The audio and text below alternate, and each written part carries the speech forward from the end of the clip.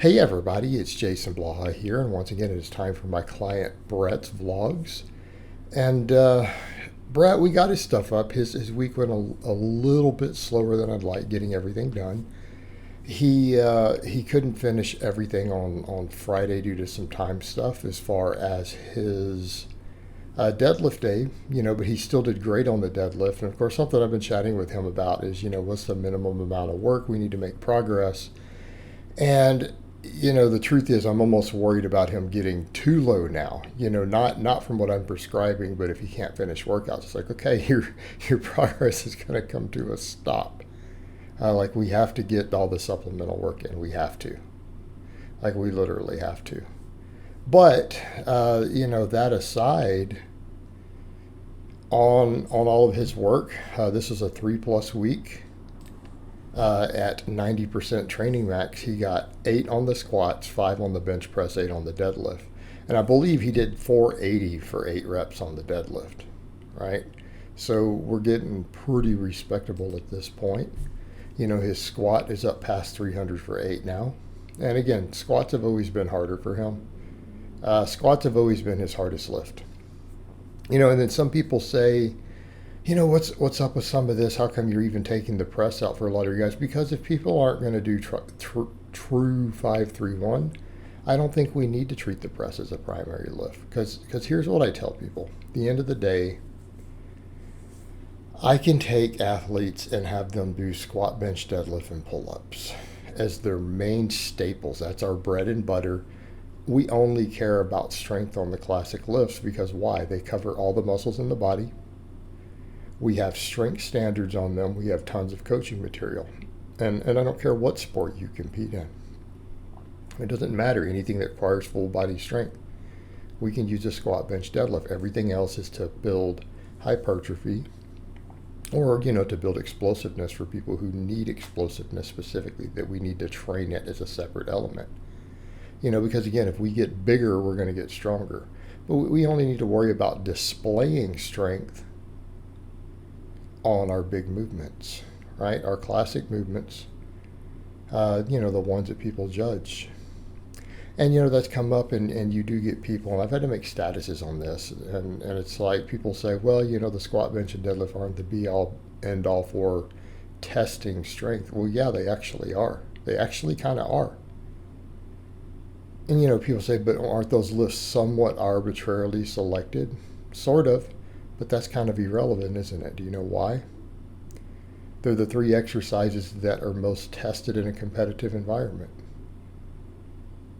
That's it. It's the 3 things that are tested for strength the most. And it's because they're popular, they're well known, and they're the biggest strength sport. And that's what people have to think about with these things. They don't seem to look at the numbers and realize all the other strength sports combined together have less people than powerlifting. They really do. Powerlifting is by far, by an enormous margin, the largest strength sport. The other stuff can't catch up in spite of the advertising. And do you know why? Because the buy-in is low. They're lower skill lifts. They're easy to train, and they cover basic strength. We're not measuring other attributes, right? Olympic lifting, we have way more technique. Strongman, way more conditioning. Okay. They measure pure strength, and that's what it comes down to. Strength is what we're measuring. So this is where we should put our efforts. And then I think pull-ups, because they shore up a lot of the weak links. They work pretty much everything that those 3 lifts don't work directly, that are more indirect. It can be your foundation. Now in Brett's case, what do we do on squat day here? After squatting, we do belt squats. I've got him doing glute ham raises right now. Pretty straightforward. His bench days, we bench, we do pull-ups, we do dips, we do tricep press downs. Now, his day is very tricep dominant. Why? Because he's a very tricep dominant bencher. He prefers closer grip. It's the way he prefers to bench.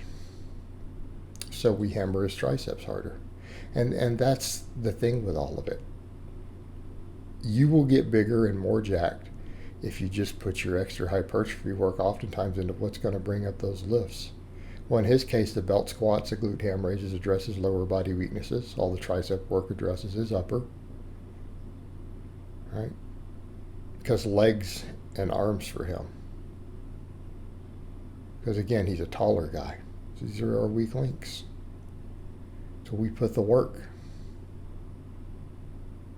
It's where we put the work.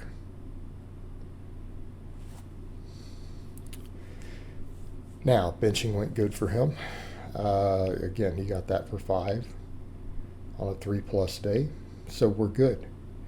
Like, all this stuff is up. We're going to have to raise his training max this next block. Of course, I do need him to get that volume in on the deadlift days, the other stuff. But, our volumes are reasonable still with a lot of it. Because, if we still get 5 sets of pull-ups in at least, plus some deadlifting, his lats are still getting work. But, we are getting down towards the, sorts of volumes that aren't going to really give us as much growth as we would like there. Okay. But, again, what's his bench days looking like? Well, he does pull-ups on it. I don't think we got footage this week. Got him doing dips right now. And like I said, the band press downs. And he likes to do them as the band press downs as a drop set.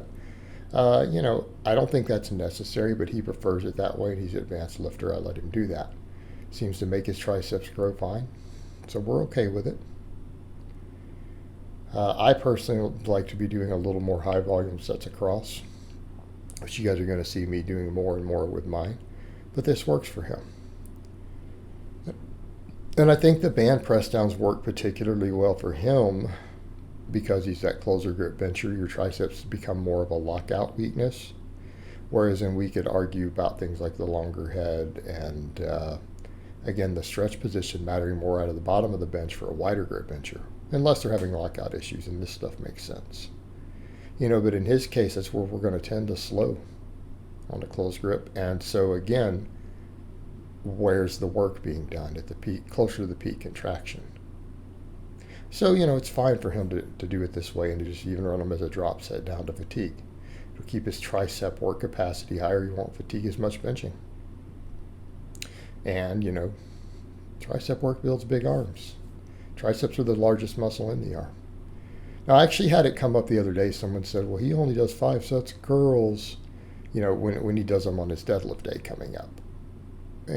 But here's the point. He does 10 sets of pull-ups every week. How much work is that? Do they count as half sets for biceps? I think they do, especially vertical pulling.